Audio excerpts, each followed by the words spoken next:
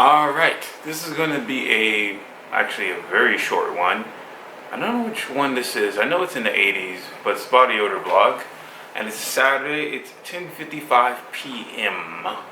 And yeah, I guess I just have some things I want to talk about with regards to different doctor's appointments I've actually been to the past couple of weeks.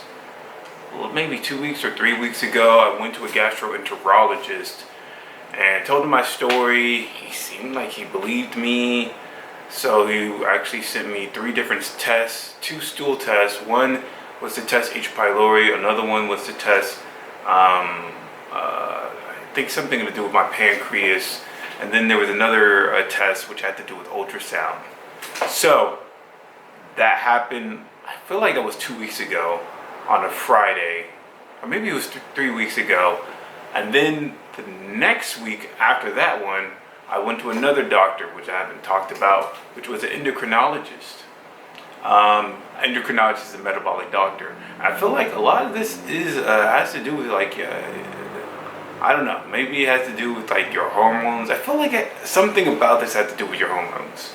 I feel like it affects a lot of people with regards to their hormones. Like you always hear about like pregnant women. Once they become pregnant, then they start developing halitosis or or body odor or something like that. I noticed that there was a lot of people who started getting this odor once they hit, once they become, through teenage years. So I was thinking maybe it was puberty has a factor that plays into it. So I went to the metabolic doctor on like a Thursday, maybe 2 weeks or 3 weeks ago, and yeah, it was weird because I don't know, it was a really tall building. It was one of those areas, at least that doctor's office was in a building, and it was one of those buildings where it was like a really tall skyscraper, but they had very limited parking, so much to the point that I couldn't really find parking space, so I just parked like on the curb of a parking, like there's like a curb that you could park. In any case, I was nervous and shit because I was already getting like reactions, but I was like, fuck it, let me just go up. I had to go up all the way to the 6th floor. When I got there in the waiting room, there were just tons of old people. And of course, like with a lot of endocrinologists, usually it's people who have to suffer from diabetes or, hypothyroidism and stuff like that. So yeah, it makes sense that there were a lot of old people. I probably was like the only young person in the room. I don't know if 30 is young anymore, but whatever. In any case, I finally get called up. Some guy starts doing the typical procedures. Like I don't know why they always weigh you. First they weigh you, and then they check your blood pressure. That's like a thing everybody, whether I went to a general practitioner, endocrinologist, it's always the same procedure. And you know what another thing is that was really annoying about like just going to doctor visits? They always make you fill out paperwork. But when you do it, it's like, whether you do it or you don't, because there's many times where I'm like halfway through filling out paperwork, and then they'll like call me up, and then like my paperwork, when I say, oh, I'm not done with my paperwork, they're like, oh, that's fine. Like it didn't really matter. So it feels like filling out the paperwork was always like busy work just to keep you preoccupied before like the doctor can finally come and see you. In any case, there's some guy, I forgot his name. Let's just call him Doctor Number 2. No, I think it was like a med student or something. Let's call him med student.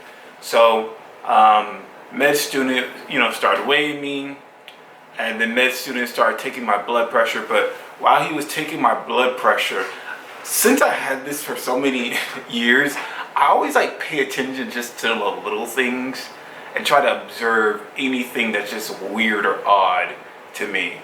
So at the time where you start taking my blood pressure, so he puts that little wrap thing on your arm, I noticed like he inhaled deeply when he had to get close to me just to wrap that thing on my arm to check my blood pressure.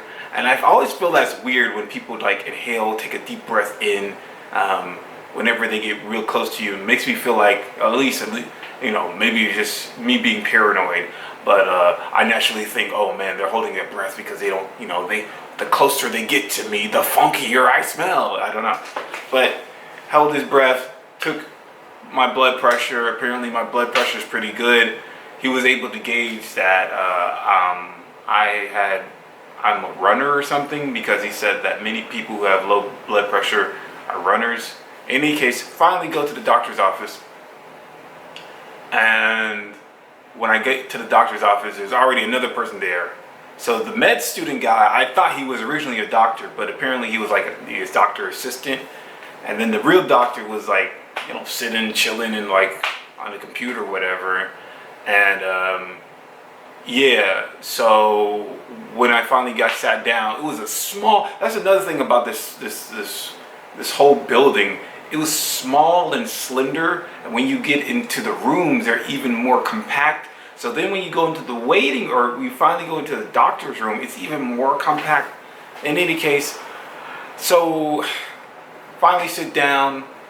Doctor's like, okay, so why are you really here? Because we took a look at your blood results, because I did some like blood tests and stuff like that a couple of months ago, and they requested them, and they found out that all my blood levels are all whatever.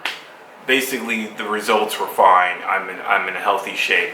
So then I start explaining my condition. Start explaining the fact that it's similar to T-mal.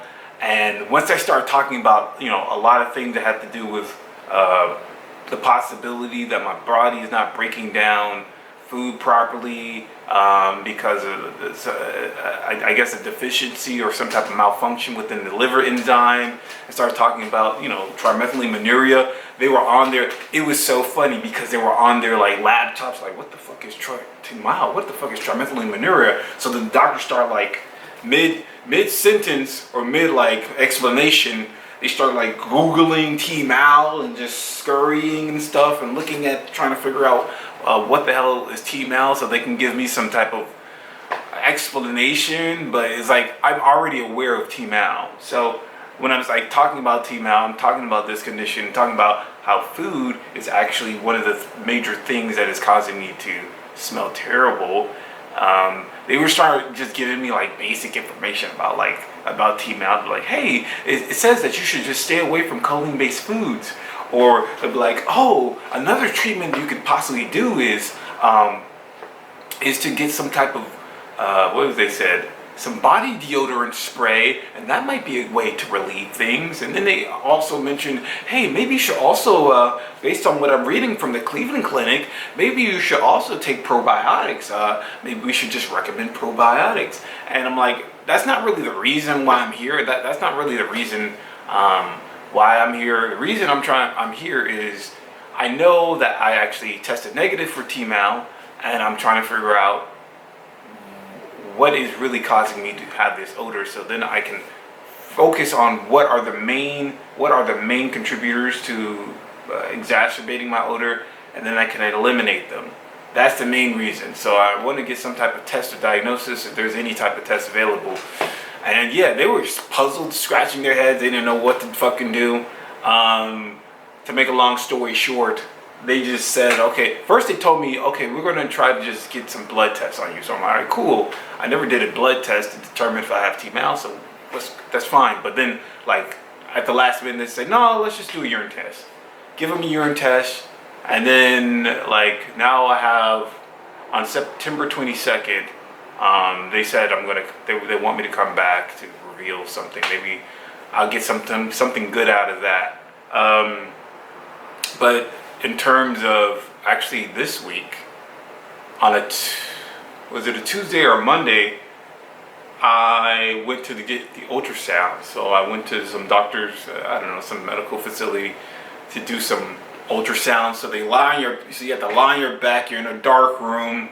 They put on some like gel substance all over your stomach, and then some women, it's like, you know how you see some images like where pregnant women want to see what their babies look like, and with like that instrument they rub on their stomach, you see like these blurry ass weird objects on the screen that's supposed to depict a human being or a child. Yeah, that's what they were doing to me, but I wasn't pregnant, and they were just like looking at my liver, and they were looking at my pancreas, trying to determine if they see anything abnormal.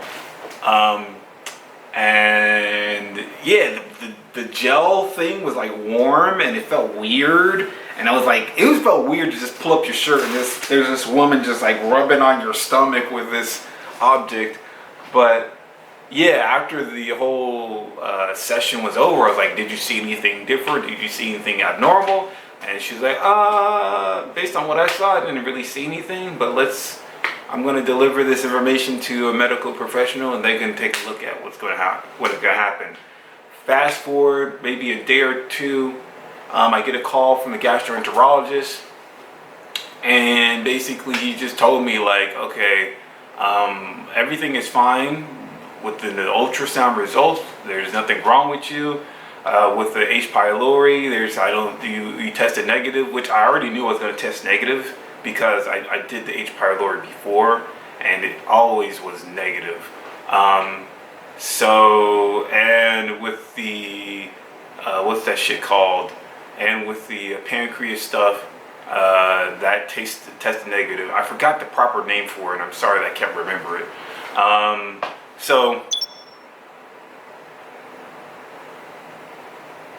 All right, my camera died, so I had to finish it with my actual phone.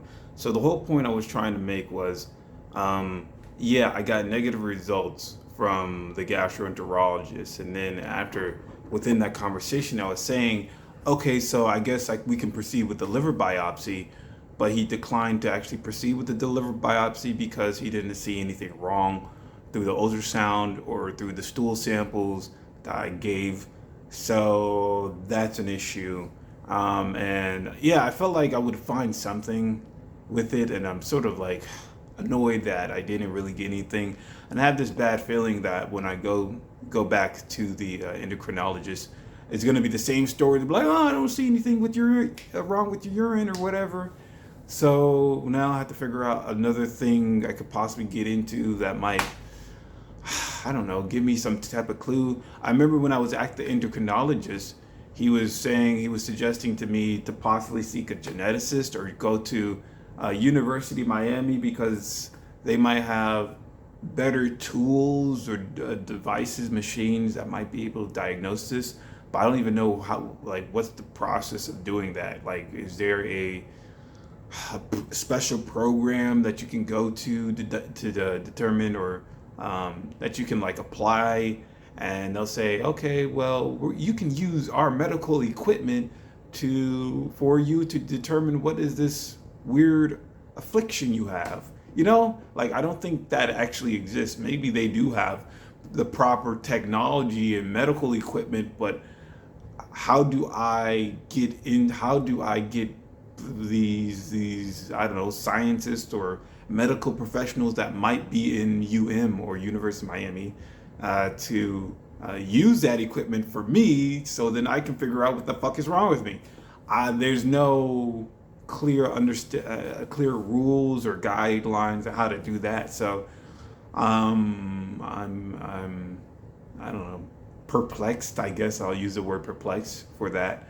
But yeah, I'm sort of stuck at this moment trying to figure out what's the best way to figure out what the hell is wrong with me. And yeah, I just wanted to give that update because I don't feel like doing this on a Sunday. The end.